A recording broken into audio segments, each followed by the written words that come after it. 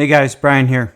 I'm going to keep this short and sweet. This week, we continue part 2 of Misconceptions of Prudence. If you haven't listened to part 1, make sure you go back and listen to that first. Also, there is 1 week left in our giveaway, so if you'd like to win a copy of Mansfield's Book of Manly Men, make sure you invite some men you think would appreciate our mission to join our Facebook group. Best of luck to you all. Now let's get on with the show.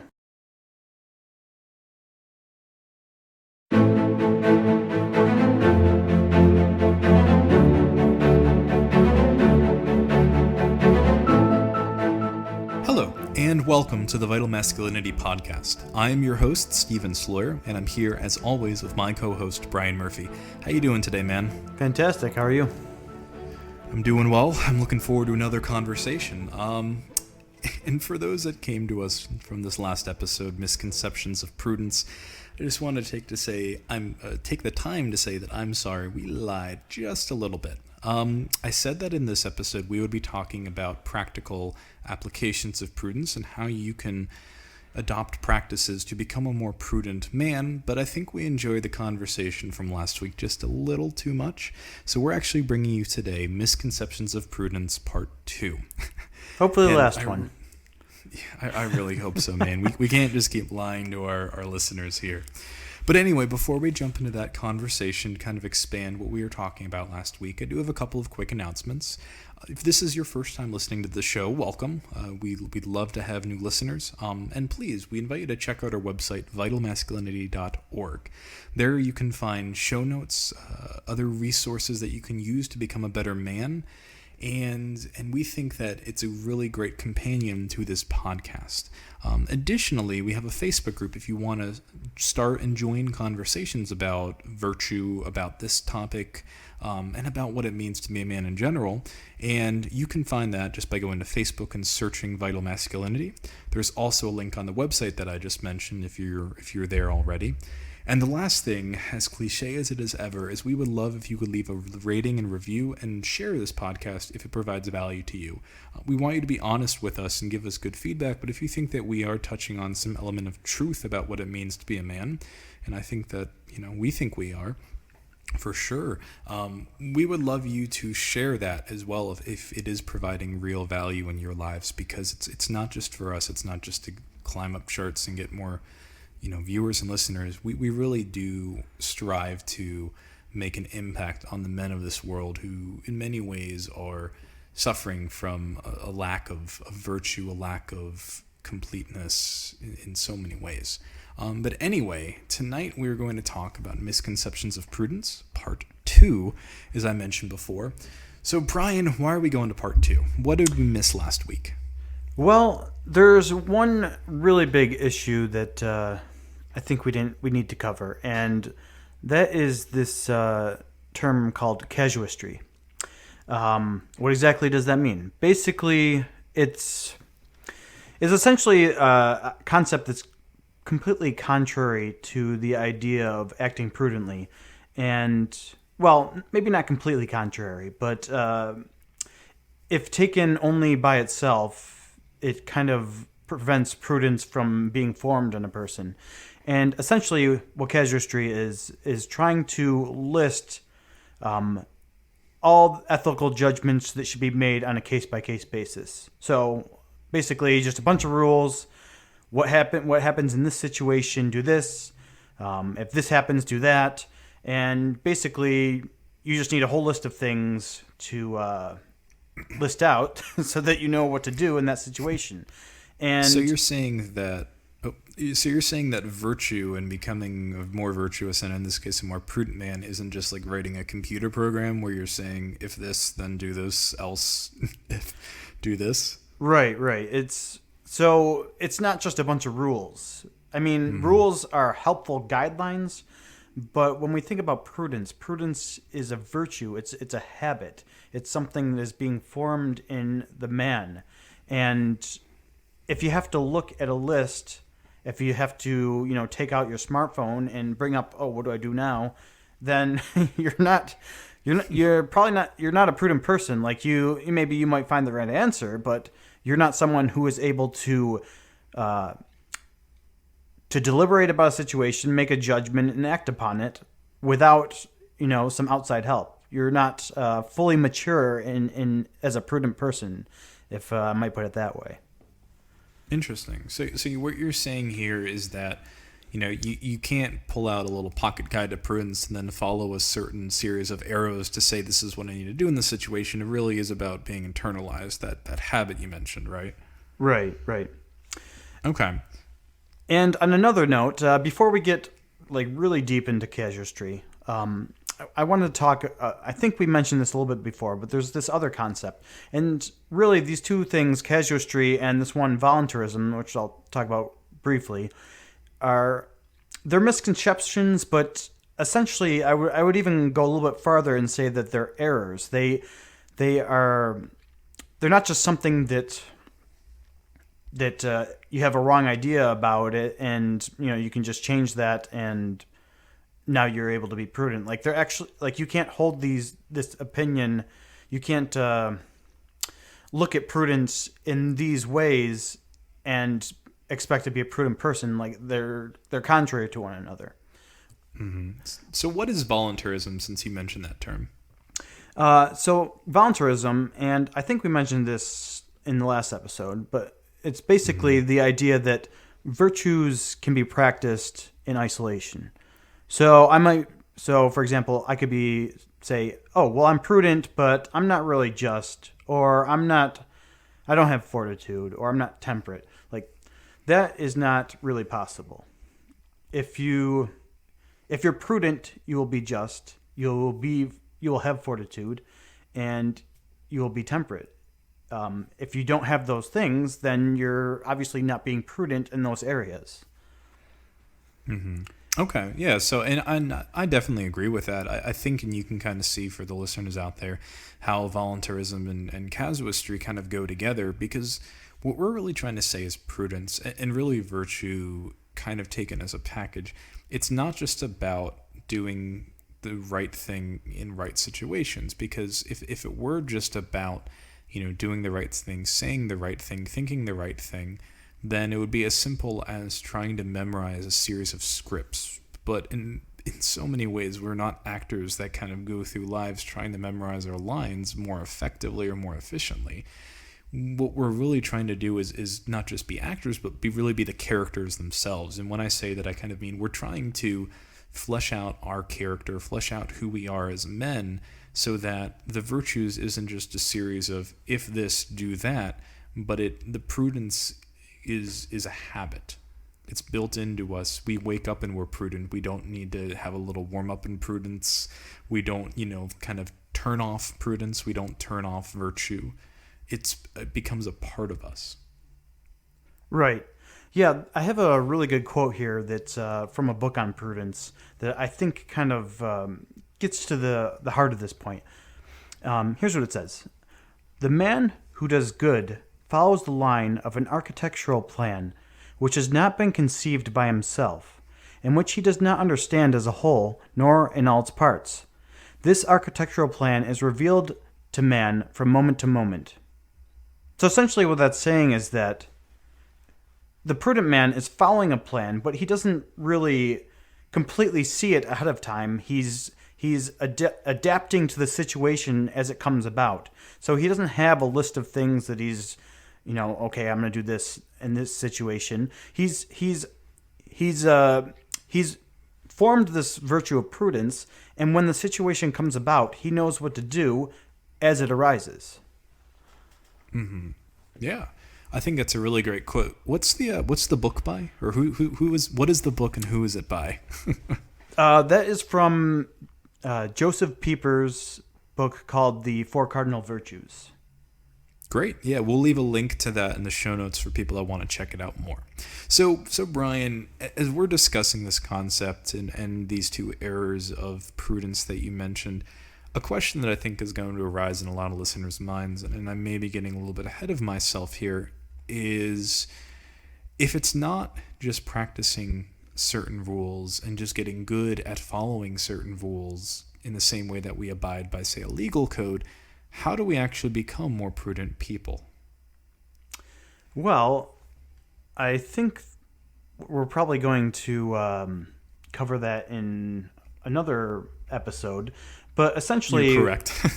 what we want to do is, so if we think about what prudence is, you want to, so you're deliberating about things, you're making judgments, and you're acting upon them. And this is all happening in a certain situation.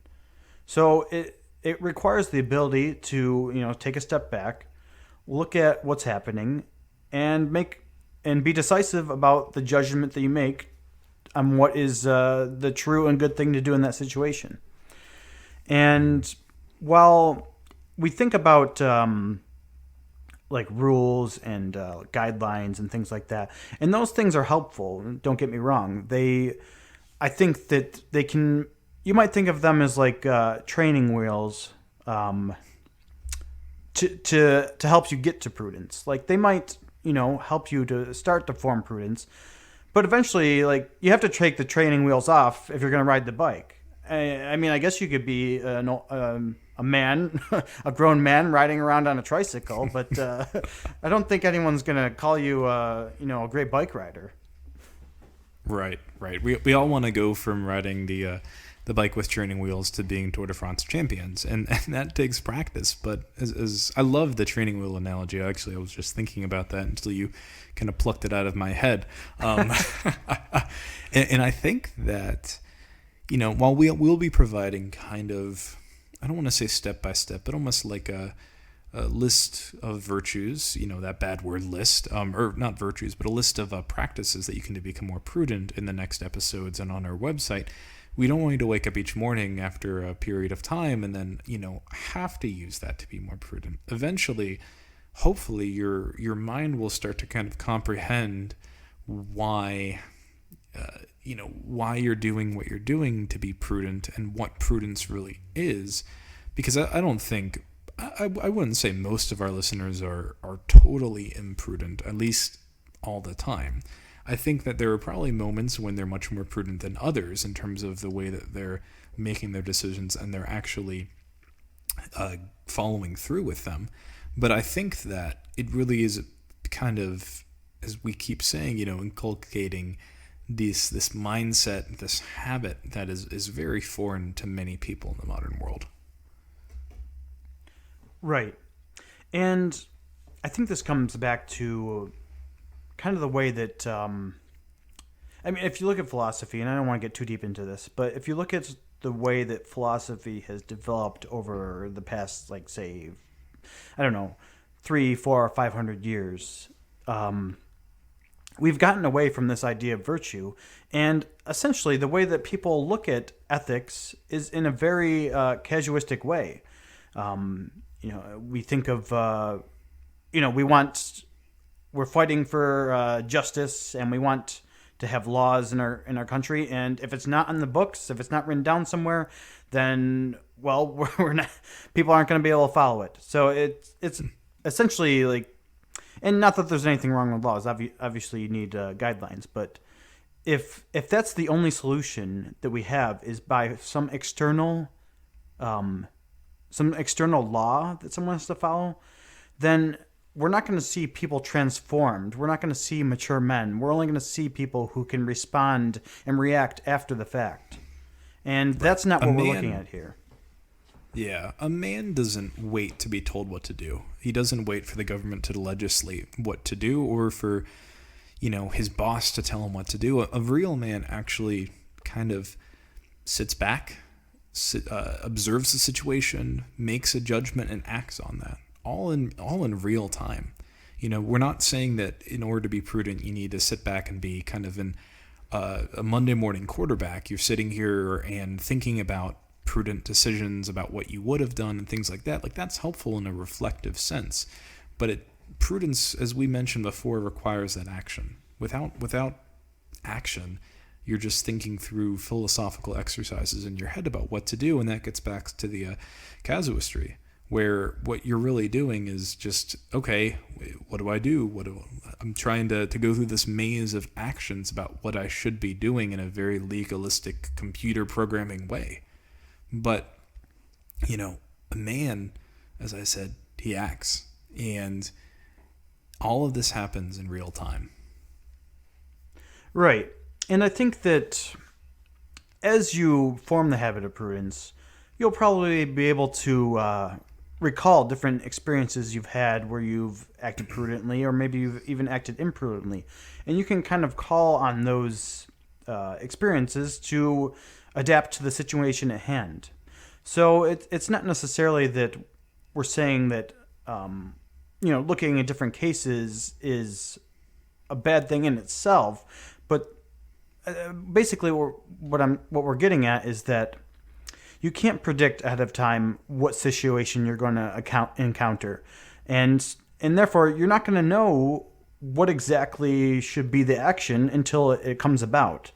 And that's what we're trying to get at here is, even if you are able to come up with a whole list of rules to follow, and I think it's good to have rules and standards for yourself, but even then, a day will come, a moment will come, and probably sooner rather than later, where you get to a point where you reach something that is not written down on your list, and then you say, what do I do?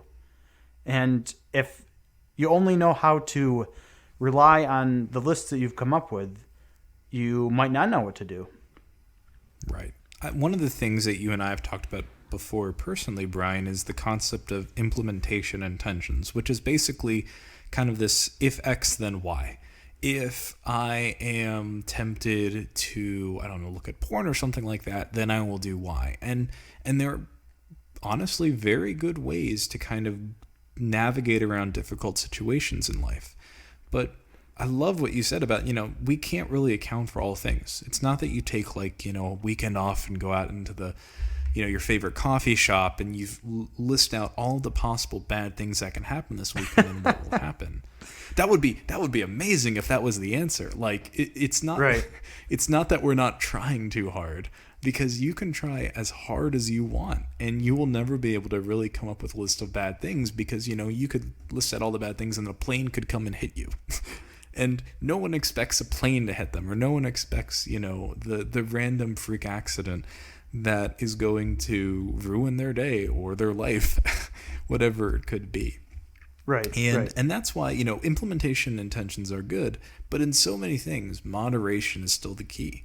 These rules, these laws that you can probably Google, that, we'll provide resources to in further episodes and on our website, they're training wheels. And we keep saying this, and I think it's because it's such a crucial concept, is that, some things are good for a time, but you're still not using, formula. You're not eating formula or drinking formula like when you were a baby. You're eating solid food. And some people, most people, everyone needs to start somewhere.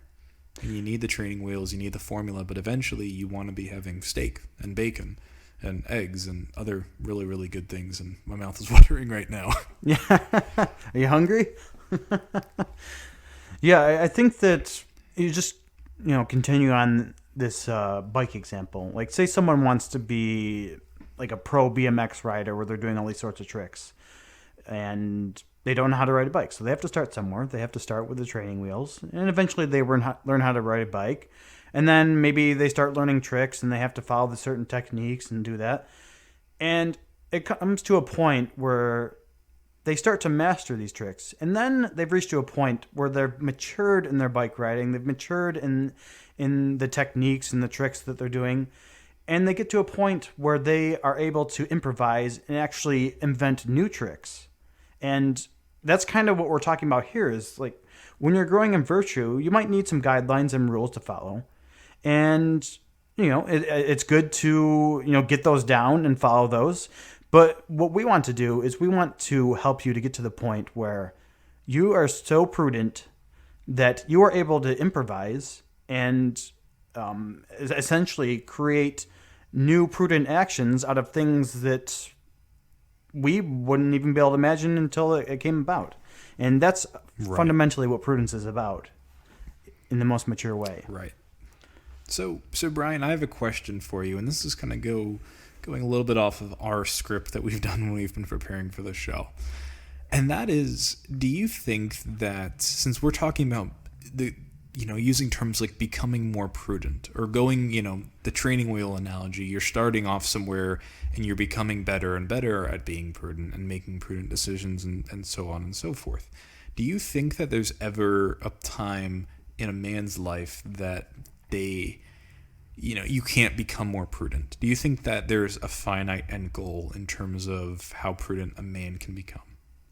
Yeah, I think this is kind of the question for all virtues. And when you think about it, it really comes down to, so if prudence is acting a certain situation, and it's forming a habit, it's something. A habit is something that you can make, and a habit is something that you can break. So if you're not in the practice of maintaining that habit, of living that way, you can stop being prudent. So you have to learn to be prudent, and you have to continue to be prudent. And even when you are prudent, you have to still be prudent, because if you're not in the next moment, then you weren't prudent. So it's kind of something that you learn to grow in. And kind of, if we go back to like the BMX analogy, like someone learns how to do all those tricks and they start making their own. But if they stop riding and they retire, then yeah, maybe they were a great BMX rider, but there's probably new people that are coming up and doing their own tricks. And if this person got on the bike after 10 years of not riding, yeah, maybe they could do pretty better than most people, but they probably wouldn't be at the top of their game like the people had been riding in those 10 years since they retired. Right. And that's very true. And for the listeners out there, as far as I know, Brian does not ride BMX or use training wheels. I think he just likes those two analogies. Yeah. Well, I used to watch a lot of X Games when I was little, so... Hey, yeah, I mean, that works to each his own. I was always more of a football fan, but again, Jets, and the Jets suck. But that's another conversation. And, for the listeners out there, in many ways, we're probably repeating ourselves a lot this episode, and we will continue to probably repeat ourselves and say the same things and use the same analogies in different ways over the coming episodes and really over the course of the life of this podcast. And it's not because we think that you're misunderstanding us or that we don't have other things to talk about, but I think it's so critical to really get reminded of the basics every now and then. And in many ways, what we're doing here with our series on the four cardinal virtues is we're laying out the basics of what it means to be a man, about what we believe it is to be a man. Another great analogy is Brian and I are actually both learning Latin right now, and we're using the same book, the Henley Latin series. And I'm a little bit ahead of him, but you'll get to this point, Brian, where you'll be in unit 2 or 3 of it, and you'll be like, why am I doing the same sentences I was doing on page 5 of the book? Mixed in with all these other ones. And it's because it's so critical. It's so critical to go back and review. I used to play the saxophone, and while I was never maybe all state, I was a decent saxophone player, at least back in high school. Yet I would still go back to the scales. I would still go back to the fundamentals, because really what we're preaching here at Vital Masculinity is what is vital to being a man, the foundations, what is fundamental. And all of these things we have to honestly kind of, blow away the chaff that's kind of built up with the modern world. As you said, Brian, casuistry in many ways is kind of how people think about many philosophical questions, and many questions really about identity. This kind of how to become a better person, or how do I fix this person? How do we, become a better man? Is I do X. And in many ways, it's a lot more than doing X. It's a lot more than doing Y, and it's a lot more about becoming X, building up these habits so that you are shaped by them, and it's not a switch that you turn on and off, or have to turn on and off every day. Right. Well, I think that about does it. You want to wrap it up for us? Yeah, absolutely. Well, we definitely appreciate you listening to this part 2 of the Misconceptions of Prudence.